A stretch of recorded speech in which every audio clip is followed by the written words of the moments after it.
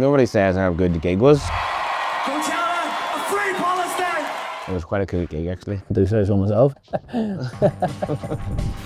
What's happening, Al Jazeera? I'm Makara. And DJ Proby and Mowgli Bob. Together we are Kneecap.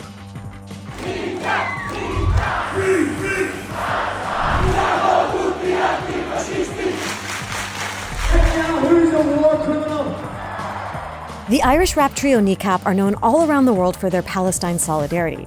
They've had gigs and tours cancelled, lost funding, and were even banned from some countries because of their activism. Politically charged performances. Firebrand politics. Completely intolerable. And they also battled terrorism charges in the UK. There was like a whole state witch hunt against us. Whatever it is that they throw at us, we can deal with. I can move on with my life. People in Gaza aren't afforded the same. The British establishment hoped that the pressure that we were put under would have stopped us. We flipped it, and now we turned that into an album.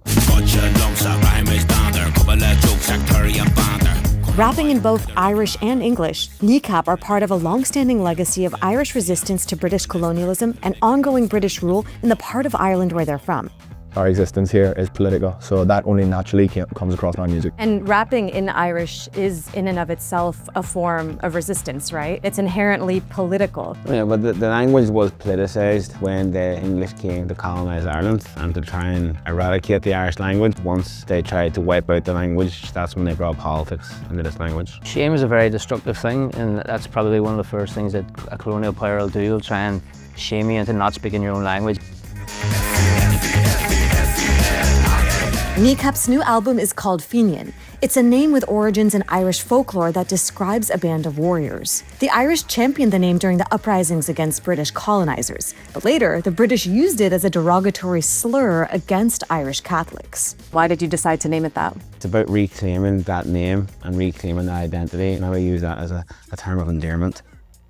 I never learn my lesson, always be government's obsession. What was going on for you last year, and how did that influence the new album? The intensity of the last year kind of seeps into the album, and it kind of just a reflection on what happened. You know, the court case, you've got all the stuff from Coachella. Barred from entering Canada. Cancellation of their entire US tour. Removed from the lineup of a series of summer concerts. With this next album, it's a bit more, a bit darker, a bit more serious.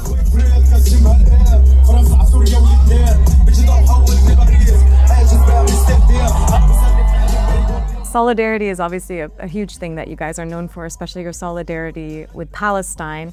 And so I want to ask you about the Coachella moment last year that went viral. The Irish not so long ago were persecuted at the hands of the Brits, but we were never bombed from the fucking skies with nowhere to go. Kneecap absolutely took over Coachella. Handily the most talked about of the entire festival. Anti-Israel hate at the Coachella Music Festival. This was in 2025 in America. It was quite a good gig, actually. Do say so myself. Nobody says how good the gig was, you know? What went into your decision to have such a strong pro-Palestine stance? We didn't approach Coachella any differently to any other gig. We've done this for years. We did this long before October 7th. Why was there such uproar at Coachella, and why is there not the same uproar at other gigs? And I suppose that comes down to the fact that the US media have tried their best to suppress the pro-Palestine movement. Young Americans agree with us. Young Americans do support Gaza and the Palestinians. So I think CNN and Fox and stuff didn't like the image of thousands of Americans screaming pro-Palestinian stuff, and therefore obviously the Israeli lobby threw everything they had to try to silence us to make sure that doesn't happen again. Were you surprised by the backlash and the controversy? Surprised to see Sharon Osbourne being so annoyed about it. Have your own belief politically, but don't bring it to a music festival. The band was dropped by its US sponsor following Sharon Osbourne's call to revoke their American work visa. I didn't think anybody gave a f what Sharon Osbourne said. And the likes of Sharon Osbourne, they're just puppets for this kind of Zionist regime, and you know, they're trying to like monopolize the word terrorist, but when they're the biggest terrorists in the world. Sharon Osbourne?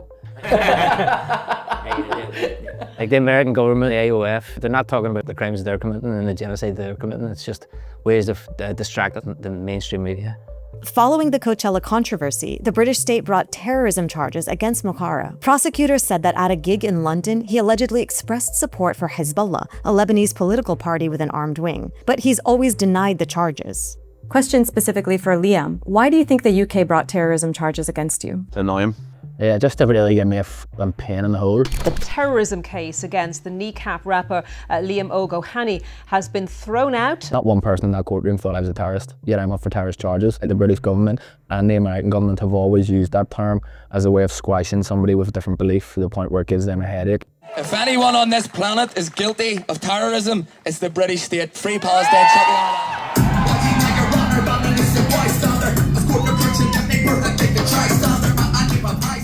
The repression hasn't stopped Kneecap from using their gigs to share messages of solidarity and to platform activists. My father, Marwan Barghouti, taught me about the shared history between Palestine and Ireland. History did not begin on October the 7th. Uno che abbiamo tutto contro il genocidio.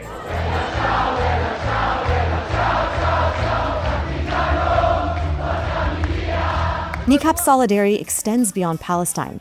After we spoke, the trio joined an international aid convoy to Cuba as the decades-long U.S. blockade escalated in 2026. Irish and Cuban solidarity is something that goes back a long time. Ireland and Belfast especially has a big connection with the struggle of liberation around the world. Every single gig will take a moment out to show solidarity until something changes.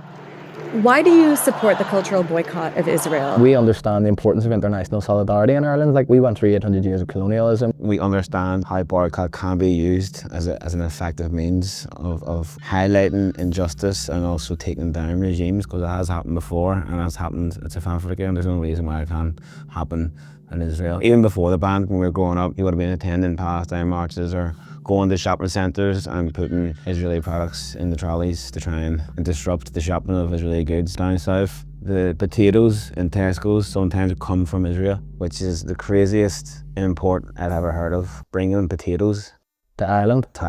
We're coming down with potatoes. Can't move for the potatoes. Do you think that musicians have a responsibility to speak out on social and political issues with the platform that they have? Yes, I think everybody has a duty to do it. Music and politics and culture and all these things are all intertwined, and we can't have one without the other. Of getting the Brits out.